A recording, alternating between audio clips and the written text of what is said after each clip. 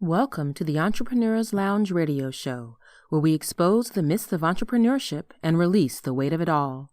Real people, real issues, and real talk with expert solutions. So sit back, relax, and enjoy the show as we welcome our host, Alicia Brown, the Joy Guru. Oh, hey guys, it's Alicia Brown, the Joy Guru. I'm the CEO of Fruition Publishing Concierge Services, as well as the host of the Entrepreneur's Lounge radio show and podcast. And there is something, I've tried to hold it as long as I can. I've written for one of my partnerships about this, just submitted it last night. So I want to talk to you about it today. Now, granted, I'm a publisher. So a lot of times I deal with this when it comes to authors, but it's true whether you are an author or a small business. And I want to ask you the question today: is social media killing your success? Again, is social media killing your success? And here's why I asked that question. You know, this has been true for years. There's always that person we see on social media. Maybe it's a TikTok where they're dancing, or maybe they're cooking something, or maybe, you know, it's a special song or some gimmick that they're doing, and it goes viral. Okay. We have literally in this age watched businesses go from nothing to making thousands, hundreds of thousands, millions of dollars because one little video went viral. So many brands and individuals want to be that person. So they feel like they constantly need to put out more content. The more content you put out, the more followers you would get, blase, blase. You know what? That's sort of like the build it and they will come mentality that never works. I mean, if we're going to be perfectly honest, you can get on social media and be half naked and get a lot of attention, a lot of likes, and maybe even a lot of people follow you. But what does that have to do with what you have to sell? See, I know plenty of small businesses and influencers who, let's just be honest, what they have to sell deals with their body. So I completely understand what they're doing. The cosmetic surgeries they get, the half skimpy outfits they put on, always showing up with their hair and makeup perfect. The more exposed they are, the better it is, because they deal with industries where their body is important. Let's be real. You see fitness professionals doing this all the time. Their body's the product. If you sell hair, if you sell makeup, if you sell clothing, if you're a model, your body is the product. So it has to be on point. The more you expose it, the better, because that's what gets people to click the button to buy that fitness program, that outfit, that hair, that makeup. But if that is not what your business is, that's a real poor way for you to do advertising. You can be as flawless if you want to be. That's not going to sell a book. You can be flawless if you want to be. That's not going to sell some of the other products and things you have. So the problem is too many people look at those people and that influencer or that celebrity or that person is what you're looking up to. So you figure if you have a little gimmick, or I might do this or do this too, I'm going to sell. And unfortunately, you are not. And the more you do it, the more you expose to the real professionals in your industry that A, you don't know what you're doing, and B, you're not making any money. It's sort of the things I deal with authors who are in everybody's book project, and then they want to have one of their own. It's not going to get you any traction, because a lot of times they're in everybody else's book project that has nothing to do with what they're supposed to be the expert in. They've not branded themselves and demonstrated that they're an expert in any one particular area. Then they're writing and publishing a book. Hello. And this is why I ask, is social media ruining your success?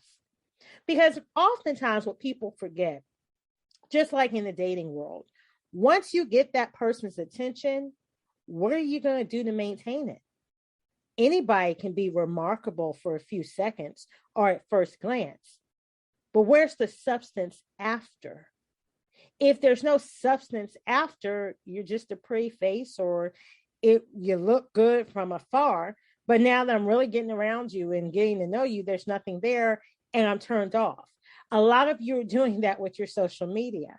Some of you, if someone clicks on the link for a website, if you even have a profile that says what you do, what you're the expert in, and has a link to your website, I can't tell you how many people are on Clubhouse, don't even have a bio filled out, or have their actual social media connected to your profile. What's the point then if you're on Clubhouse, in rooms, talking to people, going on stages and people are jiving with what you're saying and there's no way to connect with you? That's your prime real estate. Those are the attention to detail that you're supposed to be giving. Because here's the secret. Every social media platform has certain rules. There's certain things where you can extrapolate the best benefit of using this platform. There's instructions to this, okay? And if you're not following those, you're wasting your time. And for a business owner or brand or influencer, it's money generating time, revenue generating time. You don't have it to waste, because whether you're broke or a millionaire, we all get the same amount of time. So if you're not where you want to be financially, one of the first places that you want to examine that's holding your wealth is how are you spending your time? And social media is one of those areas I see a lot of small businesses mess this up. I want you to analyze this and think about some of these tips I'm about to give you. If I love you, and I use this example often, if I hear you, you're on a stage and I just fall in love with you. And I'm like, you know what? That Alicia Brown, the Joy Guru, I like her.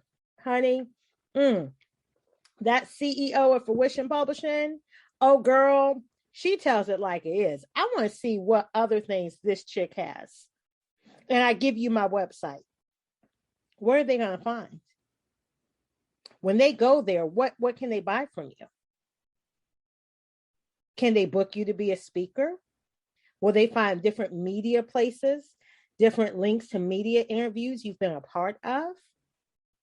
And will they find cohesiveness? Or will they go to my website and find, maybe over here I talk about publishing, over here I'm giving you cupcakes, over here I can cut your grass, and over here I can cut your hair. Confused audiences don't buy. They just go on to the next person that has clarity. I always say clarity creates cash. So I'm not telling you not to use social media, but I am saying you have to think about these influencers that get all these likes, that understand their analytics, that have people follow them, and they make great money using social media. They typically have a team that they pay well, who know the analytics inside and out, who knows the technical pieces to that particular social media platform and every other one they use, and they strategically schedule and craft their content that they post. They're not doing stuff just because they feel like it, or, oh, we think this would be cool, throw that up there. Or, hey, I just had an afternoon, so I decided to talk to you. No, they're crafting and creating strategically what content's going to be up there. So really, if you have no strategy and you don't know once you get your audience attention, what you're supposed to do with it, like if I give you this talk, what's my intent to giving you this talk? Where am I trying to lead you? How does this affect my bottom line? If I don't know that, I shouldn't post this video. If there's not a strategy, even if I don't invite you to come buy something, if this doesn't fit a strategy that has already been crafted, then I shouldn't be on this video, because there's other things in my business I need to be doing. And for some of you, if this message is hit home, that is you. It's a pet peeve of mine to see authors who have new books coming or have new books, and I go to your website, under your books, it's not there. Have you not heard of pre-order? So why is it not there? You got everything else up there, but you don't have your new book up there. And then unfortunately it launches Weeks after that, you still don't have your book up there. Or it's in some obscure link that nobody's going to see because they got to take 15 steps to get there. And honey, I don't care who you are. People just don't care that much about you that they're going to keep hanging on and keep searching through stuff, trying to find a needle in the haystack. You've got to do better. So if this is resonating with you, what I'm going to tell you is spend less time on social media and spend more time in strategy. Spend more time in what you want people to do when they engage with you in person as well as on social media. Because I can tell you, I'm an example of that. I don't have a huge following on social media and don't necessarily want one, but I can tell you when I post, it converts. I can tell you when I send out emails, they convert because I'm strategic in what I'm doing. It's not who's there every day. I used to post every single day, and that was for a whole nother reason. But the bottom line, if it doesn't affect the bottom line, you need to stop. You need to know clearly what you're doing. You need to know how to convert, and you have to have something to convert. If you don't have, I don't know what to offer. And let me just offer this bonus tip because see, this is another one of my pet peeves, and then we're going to end it. Please stop making more stuff and thinking that's going to be the key to your success. I see it so often that people have a book and then they think the key is to create 18 more products to accompany this book. You don't even have a monetization plan for the book. So why in God's name are you spending unnecessarily resources on additional products in the hope to sell this book when you have no plan to even sell the book? That makes no sense. Have a monetization plan for what you're doing and stop thinking there's a whole bunch of other bells and whistles that you got to create to put with it to make the sale. There are certain things that can accompany a product, a main program that are perfect, but that doesn't mean you create them all at once. Because if you don't know who you're selling to, you don't know your demographics, and you have no marketing program to position you and your brand in front of people, it makes no sense to create all this other stuff. They don't even know about the one thing. Now you have 18 other things to go with the one, and you think, oh, one of these they'll like. Nah, because you don't even have the languaging and the marketing for them to even care about one of the 18 or one of the 19. So what I'm asking is in this time, just be strategic. You know, this isn't a game. This isn't a hobby. What you create, what your business is, all of that has to be taken serious. And you have to have strategy. That's where your wealth is. Otherwise, you can just hang it up. So some of you need to spend less time on social media. Because remember, the people that do well on social media have a team.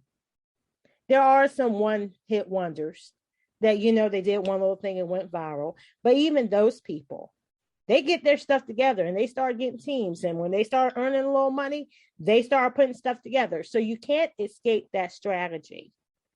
And, you know, when things aren't working and you've been doing them for a while and you're not getting the results, it's time to pivot. Some of you need to hire someone to help you. Some of you need to really take an evaluation of how you have your business organized, or you do not, and need to organize the business first before you're doing all this activity. Because build it and they would come never works. They don't even know who you are. We are bombarded by hundreds of thousands of messages in media every single day, from TV to Facebook ads to Instagram to all of these things. When you just pick up your phone, it takes strategy to really reach your audience. One, it takes you identifying who your audience even is, then knowing the language for that audience, then knowing the best place to reach them. Some of you are over here on Instagram and your audience isn't there. Some of you are over here on Twitter and your audience isn't there. Some of you are on Facebook, your audience isn't there. Some of you, your audience is on LinkedIn and you're never there.